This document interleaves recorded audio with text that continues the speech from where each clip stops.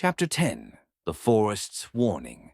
The village faded behind them, its faint torchlight swallowed by the thick shadows of the forest. The air smelled of damp earth and moss, but beneath the familiar scents lingered something sharp and metallic, like iron left to rust in the rain. Dolo walked at the front of the group, his spear gripped tightly in one hand. Every instinct in his body screamed that something was wrong. He glanced toward Fenra, padding silently at his side. The great wolf's ears twitched, her muzzle wrinkled in an uneasy growl. "They track us," Fenra growled. "The shadow lingers on the wind." Dolo scanned the trees but saw only darkness. "Do you know how many?" "Too many." Behind them, the rest of the group moved quietly through the thick underbrush. Aros walked beside Waya, his small hand gripping her sleeve for balance. His face was pale, his eyes heavy-lidded from the effort of repelling the shadow back at the village. "We should rest," Kaelin whispered from behind them. She adjusted the weight of her staff across her shoulders. "He's exhausted." "No," Aros shook his head. His voice was hoarse. "We have to keep moving. The shadow knows where we are." Waya placed a hand on the boy's back and gave Kaelin a knowing look. "He's right. If we stop here, they'll catch us." Mako brought up the rear, his eyes constantly shifting to the shadows. His jaw was clenched, and his knuckles whitened around the haft of his axe. Dolo had noticed the tension in him since the mist had attacked the tree. Mako was always intense, but now there was something darker behind his eyes. Arindra glided beside him, her bow strung and ready. The veins along the limbs of her bow still pulsed faintly with the mana she had tapped into during the battle. Her gaze swept the branches with sharp precision. "We're walking into an ambush," she said softly. Mako grunted. "Let them come." The trail sloped downward, leading into a low valley choked with mist. The wolves halted at the edge of the incline, hackles raised. Aros halted beside Dolo, eyes wide. "It's wrong here." Waya bent down, pressing her hand against the earth. Her face paled. "The shadows touched this ground. It's hollow beneath us." The realization struck Dolo just as the first shadow emerged from the mist. The creature slithered into view from the gloom, its form half solid, half ethereal. Humanoid, but wrong. Its limbs stretched unnaturally, and where eyes should have been, twin orbs of violet light glimmered. From the mist behind it, more figures emerged, 6, 10, 20. All thin, twisted reflections of people, their forms distorted like reflections in broken glass. The mist pooled at their feet like an extension of their bodies. "They're not alive," Fenra said. "They're echoes." Mako's grip tightened on his axe. "Then let's break the echo." He charged forward with a snarl, swinging his axe in a wide arc. The ground cracked beneath his feet as his mana surged. The blade cut through the nearest shadow creature, but the mist dispersed around the strike, reforming moments later. The creature hissed, faceless but somehow mocking. Mako roared and swung again. This time the ground answered. Jagged rocks speared upward from the soil, impaling the shadow. The mist shrieked as the mana-driven stone shattered its form. "They reform if you only hit the mist," Waya shouted. "You must break their cores." Dolo spun his spear and launched himself forward. The air caught him, propelling him across the clearing. As he neared the nearest shadow figure, he adjusted his grip, thrusting downward. The spearhead pierced the creature's chest. The figure convulsed. From within its torso, a small black shard pulsed with dark light. Mana coiled around the shard like a cocoon. "The cores are in their chests," Dolo yelled. Mako shifted tactics, driving his axe downward to crush the next creature's chest. The core shattered with a sound like breaking glass. The mist dissolved instantly.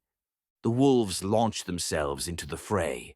Their jaws snapped at the creature's legs, tearing through shadow stuff to expose the flickering shards. Dolo dodged through the melee, moving as though guided by the wind. Each thrust of his spear found another core. Across the clearing, Arindra loosed an arrow that streaked through two shadow figures in quick succession. The projectiles were mundane wood, useless against the mist. Frustration twisted her expression. "Aim for the cores," Dolo shouted. "I can't see them," she called back. The mana in her veins stirred again.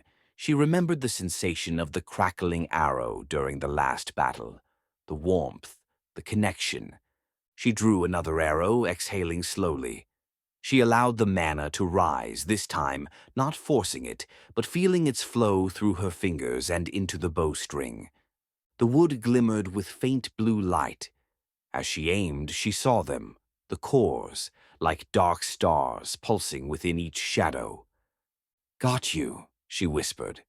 The arrow streaked across the battlefield. It pierced the chest of a shadow figure 3 dozen paces away. The creature convulsed as the mana-threaded arrow exploded in a crackling burst, its core shattered. The wolves howled in approval. Another figure lunged toward Waya, shadow claws reaching for her throat. Arindra adjusted her aim and loosed another arrow. It struck the creature's chest and detonated, reducing it to wisps of mist. The bow vibrated in her grasp. Her fingers ached from the mana drain, but her lips twisted into a grim smile. "This is going better," Mako muttered as he shattered another core.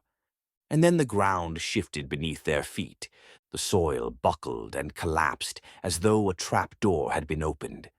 Dolo leapt backward just in time to avoid falling into the dark pit that opened beneath them. Kaelin screamed as she lost her footing, her staff clattering from her grasp. Arindra sprinted forward and grabbed Kaelin's arm, hauling her back from the pit's edge just as black tendrils shot upward from the hole. The pit exhaled a cold wind that carried the sharp, metallic stink of shadow magic. From its depths rose a new figure, larger than the others. Its body was more defined, with arms like whips of smoke and a crown of jagged shadow atop its hooded head. "Varokan's shade," Waya breathed. The shadow's voice resonated from the pit. "You run, you fight, but the roots of the shadow reach deeper than you know." Its arm lashed toward Aros. Aros raised his hands instinctively. Mana flared around him, forming a thin shield of shimmering light. The shadow tendril struck the barrier and shattered it instantly. Aros was hurled backward, crashing into the trunk of a tree. Dolo charged. The wind propelled him forward. He drove his spear toward the creature's chest. The shadow caught the weapon with one hand. "Air is fleeting, child," the figure hissed, "and you cannot cut shadow with the wind." The shadow's free hand lashed toward Dolo's chest. He twisted away, but the mist claw raked his side, tearing leather and skin alike. Pain flared through him. The figure's form shifted toward Aros, who lay stunned against the tree. "Stay away from him!" Irindra's arrow streaked through the air, glowing with mana. It struck the shadow's shoulder, forcing it to recoil slightly. The figure turned its featureless face toward her. "Ah, Leaf Dancer, you remember the old ways. Pity you serve a dying cause." Another tendril lashed toward her. She dove aside and fired again, this time hitting the shadow's chest. The creature staggered but did not dissolve. Waya knelt beside Aros, placing her hand on his forehead. "We're running out of time." The shadow advanced on them, each step causing the ground to blacken and crack. Waya gripped the mana shard in her hand. The stone pulsed like a beating heart. The earth beneath her vibrated in response. "Spirits of stone," she whispered, "lend me your strength." The shard flared with golden light. The ground rumbled. The earth cracked open behind her, and from the fissure rose a colossal figure of stone and bark. Mana veins pulsed across its surface. The elemental's eyes glowed faintly as it turned toward the shadow. "Destroy it," Waya commanded. The elemental roared. It charged the shadow creature, massive fists swinging like battering rams. The shadow lashed its tendrils at the elemental, but the mana-infused stone withstood the assault. The elemental's punch connected with the shadow's torso. The creature screeched and shattered into mist. Its core, a black shard of pulsing light, lay exposed on the ground. Dolo staggered to his feet and hurled his spear. The weapon pierced the core, shattering it. The remaining shadows dissolved. The earth elemental stood motionless for a moment, then crumbled back into stone. The silence returned, broken only by the group's heavy breathing. Aros groaned as he sat up. "Did we win?" "For now," Waya said. She touched the shard. Its light had dimmed. Fenra sniffed the air. "The shadow retreated. But it will return." Dolo clutched his side, blood staining his tunic. His father's injury came to mind. The village was vulnerable. "We have to keep moving," he said, "to the Everwood glade." Aros placed his hand on the tree trunk beside him. The bark trembled. The mana whispered softly, "The shadow follows. The glade awaits."